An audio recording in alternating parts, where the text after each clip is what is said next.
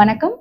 நான் doctor M Vijayalakshmi, மகப்பேறு மற்றும் கர்ப்பப்பை அறுவை சிகிச்சை நிபுணர், கன்சல்டன்ட் இன் பிஜிஎம் ஹாஸ்பிட்டல். கர்ப்ப காலத்தில் எந்தெந்த கட்டத்தில் நம்ம ஸ்கேன் எடுக்கணும், குழந்தை வளர்ச்சியை எப்பெல்லாம் பார்க்கறது, அந்த மாதிரி கண்டிஷன் நம்ம பார்க்க போறோம். கர்ப்பம் கர்ப்பப்பைக்குள்ள தனிச்சிருக்கா, இல்ல கர்ப்பப்பை குழாயில, அதாவது ஃபலோப்பியன் டியூப் சொல்லுவோம், அதுல ஏதாவது வந்திருக்கா அப்படின்றத பாக்குறதுக்கு முதல் ஸ்கேன் பார்ப்போம். என்டி ஸ்கேன் சொல்லுவாங்க, நியூக்கல் டிரான்ஸ்லுசன்சி ஸ்கேன். அதை பாக்குற மூலமா ட்ரைசோமி 21 அப்படின்றத நம்ம கண்டுபிடிக்க முடியும். தலை நல்லா ஃபார்ம் ஆயிருக்கு, ஆனன்கெஃபலி, அந்த மாதிரி குழந்தை கோளாறுகள் எல்லாத்தையும் நம்ம என்டி ஸ்கேன் மூலமா கண்டுபிடிக்க முடியும். இந்த கட்டமான ஸ்கேன் தான் ரொம்ப மிகவும் முக்கியமான ஸ்கேன். அனாமலி ஸ்கேன்றது 18 வாரத்துல இருந்து 22 வாரத்துக்குள்ள நம்ம பார்க்கணும். அந்த டைம்ல தான் குழந்தையோட இருதய வளர்ச்சி எப்படி இருக்கு, மூளை வளர்ச்சி எப்படி இருக்கு, வயிற்றுக்குள்ள எல்லா உறுப்புகளும் நல்லா வளர்ந்துருக்கா அப்படின்ற எல்லா விதமான வளர்ச்சியும் நம்ம அந்த ஸ்கேன் மூலமா தெரிஞ்சுக்கலாம். அடுத்து growth ஸ்கேன் பார்ப்போம். 32ல இருந்து 34 வாரத்துல பாக்குறது growth ஸ்கேன். 22 வாரத்துல காண முடியாத கோளாறுகளை நம்ம அடுத்து 32 வாரத்துல கண்டறியலாம். பிளஸ் குழந்தை வளர்ச்சி நல்லா ஆரோக்கியமா இருக்கா, குழந்தைக்கு ரத்த ஓட்டம் நல்லா இருக்கா, மூளை வளர்ச்சி, அது எல்லாமே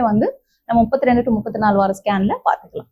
ஸோ இதெல்லாம் தான் ரொம்ப முக்கியமான ஸ்கேன். பிறகு கடைசி நேரத்துல நீர்ச்சத்து எவ்வளவு இருக்குன்றத அசஸ் பண்றதுக்கு நம்ம டெலிவரி டைம்ல ஒரு ஸ்கேன் பார்த்துக்கலாம்.